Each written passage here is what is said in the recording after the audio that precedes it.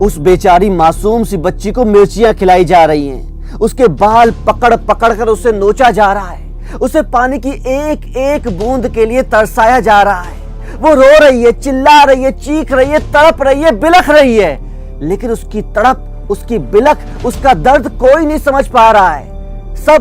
सब उससे कुछ उगलवाने के लिए मजबूर कर रहे हैं उसको। उसके माँ बाप उसके सामने हैं, सब लोग देख रहे हैं, पूरा गांव इकट्ठा हो चुका है, लेकिन सब केवल तमाशबीन बनकर उसका दर्द देखे जा रहे हैं। जब हमारी टीम वहां पर जाती है तो देखती है कि उस बच्ची से ये उगलवाने की कोशिश की जा रही है कि तुम्हारे अंदर जो छोटू का भूत घुसा है वो क्या चाहता है। भूत, छोटू का भूत। नमस्कार, सत श्री अकाल, आदाब, गुड डे। मैं क्राइम वर्ल्ड के माध्यम से आपके सामने इस घटना के नए अपडेट को रखने से पहले ये गुजारिश करना चाहूंगा कि सबसे पहले तो हमारे चैनल को सब्सक्राइब कीजिए, ताकि इस कहानी से जुड़ी हुई, बाकी और सच्ची घटनाओं से जुड़ी हुई जो भी अपडेट है वो हम आपके सामने रखें। जी हाँ, बिल्कुल आपने सही समझा, हम बात कर रहे हैं उसी केस की जो ना आजकल हिंदुस्तान के हर गांव में, बल्कि हर शहर में, बल्कि हिंदुस्तान के कोने कोने में सुर्खियां बना हुआ है। छोटू आरती का केस। साथियों, आजकल लोग शाम की आरती को उतना नहीं सुनते जितना छोटू की आरती को सुनते हैं। और वही छोटू की आरती वक्त बदलते बदलते, दिन बदलते बदलते अपने बयान भी बदल लेती है। हर वक्त जब उसके सामने माइक जाता है तो बयान बदल देती है। जी हाँ, जब उसके मुंह के सामने माइक आता है तो वो कुछ अलग बयान देती है, कभी कुछ अलग बयान देती है। और साथियों, जब किसी एक मुद्दे पर अलग अलग बयान दिए जाते हैं तो उन अलग अलग बयानों में हो सकता है कि कोई एक बयान सच हो, बाकी गलत हो। यह भी हो सकता है कि सभी बयान गलत हो। अभी तक इस बात का कोई प्रमाण नहीं मिल सका है कि छोटू की मौत कैसे हुई, कौन था असली मास्टरमाइंड, किसकी थी ये चाल। क्या ये चाल आरती के घर वालों की थी? क्या ये चाल आरती के घर वालों में भी रूबी यादव की थी, जो कि आरती की भाभी है, या फिर आरती के बहनोई पवन यादव की थी, या फिर आरती के भाई रविकांत यादव, या फिर उनके पिता धीरेन्द्र यादव की थी, या फिर ये चाल आरती की थी? क्योंकि उस रात छोटू को किसने फोन किया, इसका अभी तक कोई प्रमाण नहीं मिल सका है।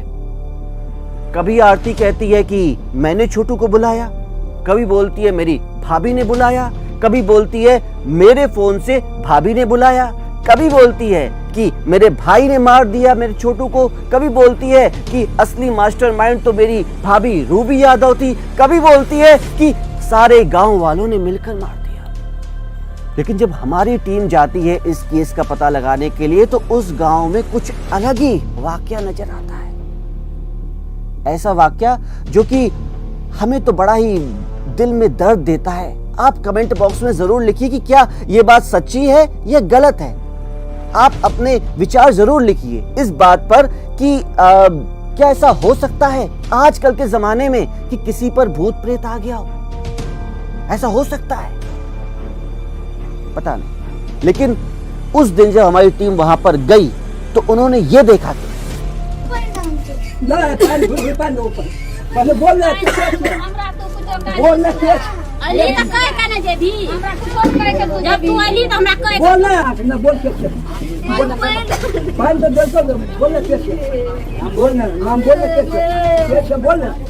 तो देखा ना आपने, एक बेचारी बच्ची के बाल पकड़कर एक बाबा जी नोचे जा रहे हैं, उससे बोलते जा रहे हैं, पूछते जा रहे हैं कि कौन हो तुम, क्या चाहती हो तुम, कौन हो तुम, क्या चाहती हो तुम। जो आजू बाजू में लोग इकट्ठे हैं उन्हें भी यही लग रहा है कि उस बच्ची के अंदर भूत घुसा है, वो भी उसके चाचा छोटू का भूत। पता नहीं ऐसा हो सकता है, नहीं हो सकता है। मैं अपना पर्सनल व्यूज आपके सामने रखूं तो ऐसा नहीं हो सकता है। आजकल के जमाने में भूत नहीं घुस सकते हैं, लेकिन यह भी जांच का विषय है। ना सिर्फ उस बच्ची के बाल नोच रहे हैं वो साधु बाबा, बल्कि बीच बीच में उसे मिर्चियां भी खिलाते जा रहे हैं। उस बच्ची के माँ बाप बाजू में खड़े हुए देख रहे हैं, लेकिन अब इसे अंधविश्वास कहा जाए या कुछ और, लेकिन वो कुछ नहीं बोल रहे, चुपचाप बैठे हुए। आजू बाजू में मीडिया वाले अपनी तरफ से पूरी कोशिश कर रहे हैं कि हर अपडेट आपको देते रहें, लेकिन एक बात जो दिल में हमारे भी बड़ा ही तड़प डाल रही है कि इस केस का मास्टरमाइंड आखिर कौन हो सकता है। लेकिन गौर करने वाली बात यह है कि आजकल जो आरती है वो भी बिन ब्याही बहू बनकर छोटू के घर में ही रह रही है। तो कहीं ना कहीं इस बात का भी अंदेशा होता है, आभास होता है कि छोटू की भतीजी पर जो भूत आया या नहीं आया ये जांच का विषय है, मान लेते हैं आया, तो इसमें भी हाथ है आरती का। हो सकता है, क्योंकि जो इंसान अपने बयानों पर टिका नहीं रहता उस पर शक जाता ही। बिल्कुल। यहां पर गौर करने वाली बात एक ये भी है, उस रात, कत्ल की रात, छोटू का जब कत्ल हुआ तो आरती भी उस घर में थी। जिससे बाकी घर वालों से पुलिस पूछताछ कर रही है, आरती से भी सवालात करने ही चाहिए। क्योंकि जब छोटू आरती के घर में आता है, आरती उसकी चीखने चिल्लाने की आवाजें सुनती है। वो अपने घर से निकल के पहले तो जाती है छोटू के मामा के घर में, उससे बोलती है कि मेरे घर वाले छोटू को मार देंगे, उसे पीट रहे हैं, जान से मार देंगे। उनकी बातचीत होती है, उनके मामा जो है इस बात पर यकीन नहीं करते हैं, वो कहते हैं कि उसे धमकाने के लिए ही बुलाया गया होगा। वापस वो वहां से लौटती है, फिर अपने घर पहुंचती है तो तब भी देखती है कि छोटू को अब भी मारा जा रहा है, उसकी पिटाई अब भी की जा रही है। और ये बयानात जो हैं खुद आरती ने दिए हैं, उसने कबूल किए हैं कि वापस मैं लौट के आई हूं तब भी छोटू को मारा जा रहा था। लेकिन जब वो खुद अपने कमरे में एक बंद हो जाती है तो उसके बाद भी वो जब फोन करती है तो छोटू के पिता को करती है, उमेश यादव जी को। उमेश यादव अपने गांव से आते हैं, दौड़े दौड़े भागे भागे, तब तक छोटू को मारा जा रहा था। इतनी देर तक क्यों, आखिर क्यों आरती पुलिस को फोन नहीं करती है? ऐसा क्या था? ये तो नेचुरल सी बात है कि जब भी हम पे कोई दुख होता है, तकलीफ होता है, तो सबसे पहले हम पुलिस को याद करते हैं। उस रात आरती ने पुलिस को फोन नहीं किया। क्यों नहीं किया? क्या वो ये चाहती थी कि छोटू इस दुनिया से रुखसत हो जाए? क्या वो इंतजार कर रही थी छोटू की मौत का? ये हम नहीं कह रहे हैं, हम बस एक नेचुरल सी बात कर रहे हैं। अगर आपके मन में भी कुछ ऐसी नेचुरल सी बात आए, कुछ ऐसी लॉजिकल बात आए, तो आपसे रिक्वेस्ट है कमेंट बॉक्स में जरूर लिखिए। लेकिन यह बात तो है कि छोटू की मौत पर आरती चीख रही थी, चिल्ला रही थी, रो रही थी।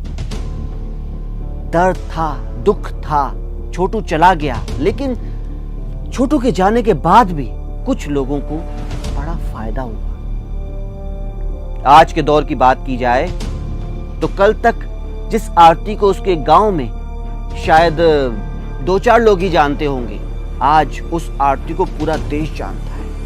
जी हाँ, हर माइक वाला, हर टीवी चैनल वाला, हर वेब चैनल वाला उसके पास पहुंच जाता है और उसका इंटरव्यू लेता है। दोस्तों, इस बात पर भी हैरान ना होइएगा कि कल आपको एक खबर सुनने को मिल जाए कि आरती किसी फिल्म की हीरोइन बन गई। ऐसा हो सकता है, बिल्कुल हो सकता है। साथियों, उस रात छोटू को किसने बुलाया, किसकी चाल थी, कोई नहीं समझ पा रहा है। आरती की अलग अलग बयानबाजी से ये केस और उलझता जा रहा है। लेकिन जिन माँ बाप के बच्चे को मौत हुई, जिस बाप ने अपने बच्चे को अपने कंधे पर उठाया, अर्थी उठाई उसको न्याय कब मिलेगा?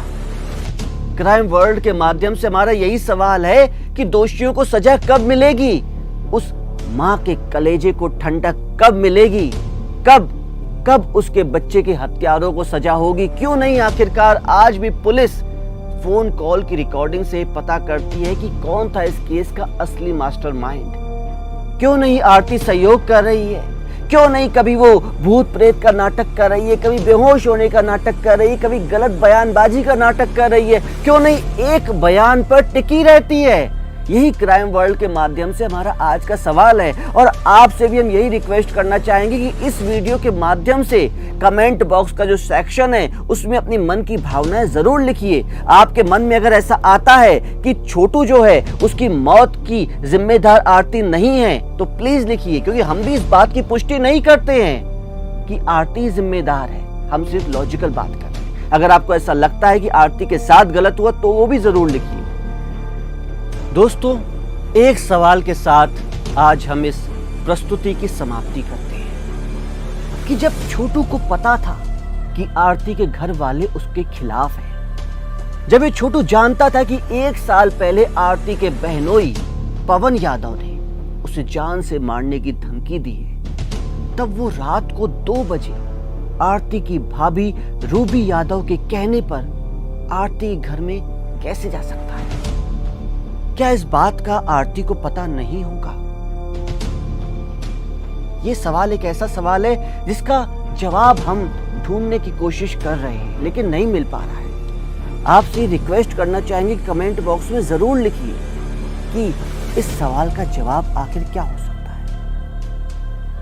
साथियों, आरती और छोटू की कहानी लगता तो है जैसे कोई फिल्म की स्क्रिप्ट है जो कि रिलीज हो चुकी है और उसका क्लाइमैक्स भी हो चुका है एक मासूम के अंत के साथ, लेकिन अब तक ये पता नहीं चल पा रहा है कि इस स्टोरी का डायरेक्टर कौन है। आपके मस्तिष्क में कोई भी ऐसा इंसान हो जिस पे आपको सबसे ज्यादा शक हो तो प्लीज लिखिए। हमारी इस केस पर नजरें टिकी रहेंगी और हम आपसे ये उम्मीद भी करते हैं कि हमारे इस वीडियो को आप लाइक करके सब्सक्राइब भी जरूर करेंगे, ताकि आपके साथ साथ और लोग भी इन कहानियों से जुड़े क्राइम वर्ल्ड का परिवार बढ़ता रहे।